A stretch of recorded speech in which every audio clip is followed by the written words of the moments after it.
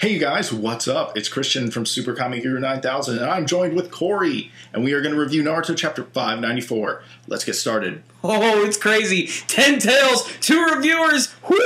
So this week's chapter of Naruto gave us a huge revelation. We finally get to see the 10 tails is forming from the Ghetto Mazo statue, and it was hinted that it actually might be the vessel for this creature. And because of that, I'm really excited because a little while ago I released a theory video all about the Ghetto Mazo and the 10 tails, if the Ghetto Mazo might actually be its body. So if you guys want to get a little more 10 tails action, maybe get something a little extra this week, make sure and check out this video. I'll put an annotation for it right up top.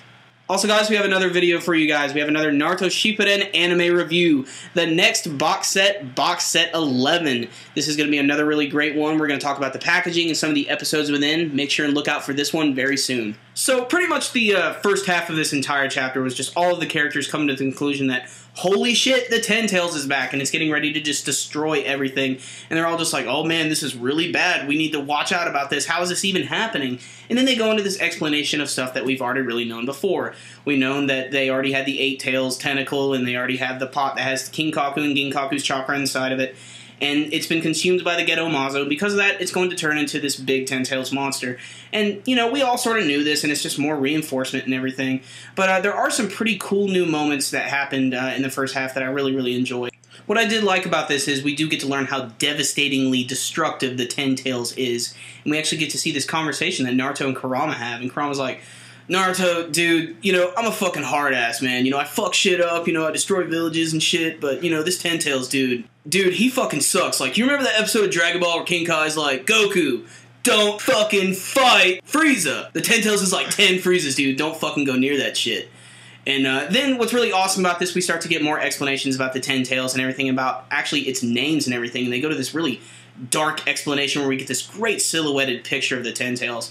And they go on to say, it is the beginning of all chakra, a god who created countries. Ame no Hitotsu no Kami, Atara Deidara Bochi. It goes by many names. It also goes by the name Steve.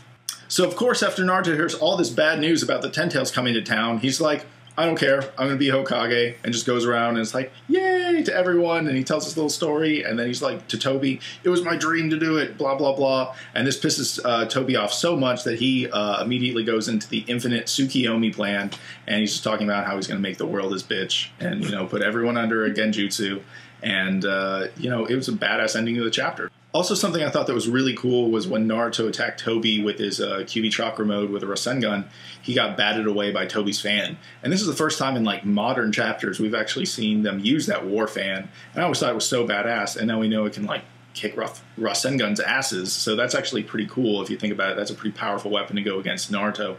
So it's actually cool to see what that does. So what did SuperKamiGuru9000 think of Naruto 594? I felt it was kind of like a big cock tease. You know, it didn't really, you know, give us much. You know, I was glad that we finally got back to the 10 tails and everything, but the first half of the chapter was so dominated by the 10 tails is bad, the 10 tails is evil, this is how the Ghetto Mazo is becoming the 10 tails. And it's like, yeah, we kind of already know this stuff, man. Can we just, you know, move ahead here? Can we see it? Yeah, you know. And I mean, there are a few cool things here, you know. I like the interaction between Kurama and Naruto, just more reinforcement showing that they're starting to become good old buddies and everything. I like when they switched minds and everything. I really hope in the anime version when Naruto's talking and Kurama has like control over him, you can actually hear Kurama's voice instead.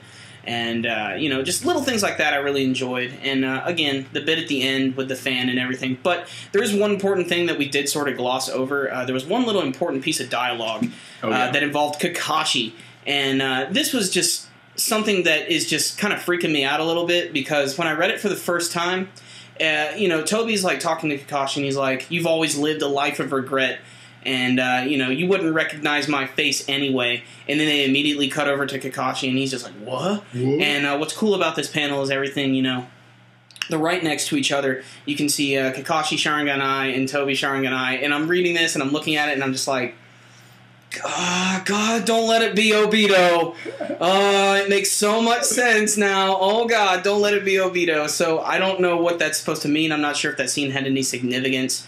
But I felt it was important because they focused on it quite a bit. They did it twice in the chapter. They did it 2 different times, like pages apart. That's kind of weird. It's definitely looking like Obito is like raising up the ladder. If you were ranking people who could be Tobi, he's getting much higher on that list now.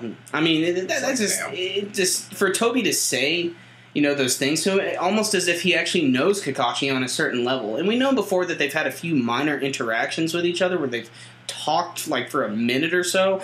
But I don't know. That seems really interesting. And I think a lot of people are going to be talking about that this week. We're not saying that it is Obito. We're not. So all in all, this was a pretty decent chapter in terms of the art and everything. But it kind of left us wanting a little bit more. We wanted to learn a little bit more about what the Ten Tails really is, other than just giving us some idle warnings about it, and a little bit of information about how it came to be, stuff that we already knew. You know, the Kakashi conversation was pretty interesting, but it didn't hold enough water to carry the entire chapter. So we're only going to give this one a 6 out of 10, just kind of a teaser chapter. It wasn't completely horrible. It was not a waste of time. It was still a fun read. And I'm still very excited to see what's going to happen next. Hopefully we'll get to see that full Ten Tails very soon. And even better, maybe Tobi's fucking face. Ooh. Hey guys, it's Christian and Corey. If you enjoy these videos, we just want you guys to know we really appreciate it because honestly the thumbs up help us a lot. So if you do enjoy our videos, make sure to hit that big thumbs up button. Helps us out. And until next time, you guys, SuperKamiGuru9000, out.